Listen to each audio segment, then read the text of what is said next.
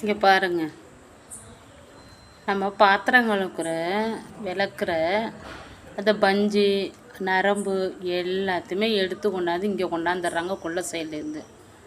திரும்ப அதே இடத்துல கொண்டு போய் போட்டுறாங்க. இங்கே பாருங்கள், வாயில் பாருங்கள் வச்சுக்கிட்டு போகிறது.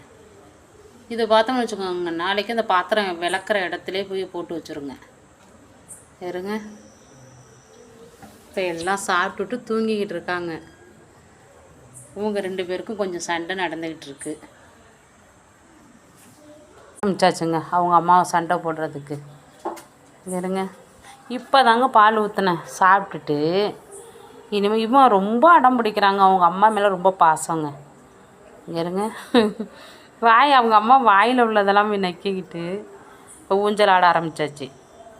எட்டலை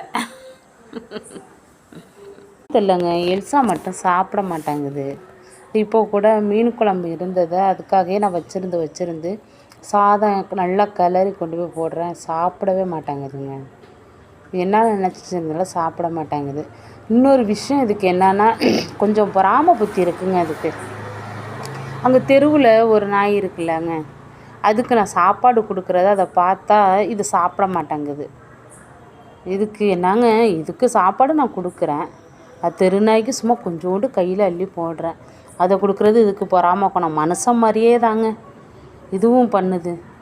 மனுஷன் எப்படி பண்ணுறாங்களோ, ஒரு பொறாம பிடிக்கிறாங்களோ அதே மாதிரி இதுவும் பண்ண ஆரம்பிக்குது. அது பாவம், அது யாருமே இல்லாத ஒரு இதாக இருக்குது. பாவம் எய்த்தாப்புலேயே படுத்து கிடக்கு. நமக்கு மனசு கேட்க மாட்டேங்குது. அதுக்கு ஒரு கைப்பிடி சாதம் வச்சோம்னா இது கோவப்பட்டுக்கிட்டு, இது கோவிச்சுக்கிட்டு இன்றைக்கி பார்த்துக்கோங்க, மீன் குழம்பு ஏற்கனவே வச்ச மீன் குழம்பு இதுக்காகவே நான் தனியாக எடுத்து வச்சுருந்து செவ்வாய்க்கிழமை இருந்தாலும் பரவாயில்லன்னு வச்சிருந்து சாதம் கிளறி போடுறேன். அதை சாப்பிடாம கோவிச்சுக்கிட்டு வந்து இங்கே படுத்துருக்கு பாருங்கள். ரொம்ப பாவமாகவும் இருக்குங்க இதை பார்த்தாலும். எனக்கு நாய்க்குட்டி தூங்கிட்டு இருக்கும்போது ஒரு மாதிரி சவுண்டு வருதுங்க, இது என்னான்னு தெரியலை. வேறுங்க, சண்டையை பார்த்துக்கோங்க. சண்டை பயங்கர சண்டை பாருங்க. சண்டையை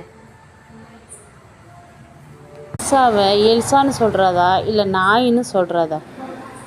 கூப்பிட்றேன், திரும்பி கூட பார்க்கல. சாப்பாடு அங்கே போட்டிருக்கேன், போய் சாப்பிடவும் இல்லை. இங்கே பாருங்கள், உடம்பெல்லாம் நடுக்குது.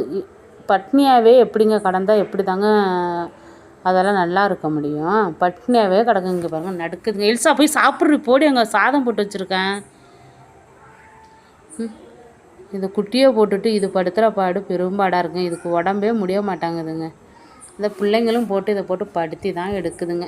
நம்ம வீடியோ பிடிச்சிருந்தா லைக் பண்ணுங்கள்.